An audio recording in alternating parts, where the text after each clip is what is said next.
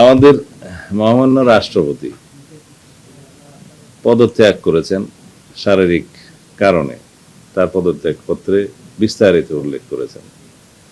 সেটার বিধান আছে সংবিধানে, তিনি পদত্যাগ করতে চাইলে করতে পারেন এবং সেটা মাননীয় স্পিকারের কাছে করার বিধান সাংবিধানিকভাবে সেখানে করেছেন, তিনি অ্যাকসেপ্ট করেছেন এবং এখন রাষ্ট্রপতির দায়িত্বভার অস্থায়ীভাবে মাননীয় স্পিকার গ্রহণ করেছেন। এগুলো সবই আইনি কথা। এখন যারা তার বিরুদ্ধে বক্তব্য দিচ্ছে তাদের সেটা অধিকার আছে। আমরা গণ অভ্যুত্থানের পরবর্তী সময়ে কি প্রত্যাশা করি? রাজনৈতিকভাবে মানুষের কথা বলার স্বাধীনতা থাকবে, প্রতিবাদ করার স্বাধীনতা থাকবে, সেটা আছে। বিভিন্ন রাজনৈতিক দল, বিরোধী দলের পক্ষ থেকে এনসিপি এবং অন্যান্যরা তার বিরুদ্ধে সে অভিযোগ উত্থাপন করছে, সেটা করতে পারে, কিন্তু আমরা আমলে নেওয়ার মতো কোনো বক্তব্য ওখানে নাই। মহামান্য রাষ্ট্রপতি তার দায়িত্ব পালনকালীন সময়ে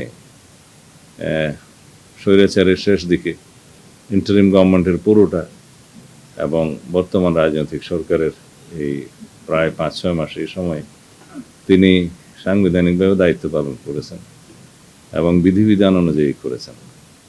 আমরা মহামান্য রাষ্ট্রপতির সহযোগিতা পেয়েছি। এখন সেই সময়টায় সংবিধান অনুসারে তিনি প্রিভিলেজড এবং ইমিউনিটি আছে তার, ফৌজদারি অপরাধ ইত্যাদির বিষয়ে কোনো আদালতে মামলা করা যায় না। এর বহির্ভূত কোনো সময়ে যদি কোনো বক্তব্য কেউ দিয়ে থাকে সেটা তাদের স্বাধীনতা আছে, দিতে পারবে। তবে আমরা আমলে নেওয়ার মতো কোনো বিষয় এখানে দেখিনি।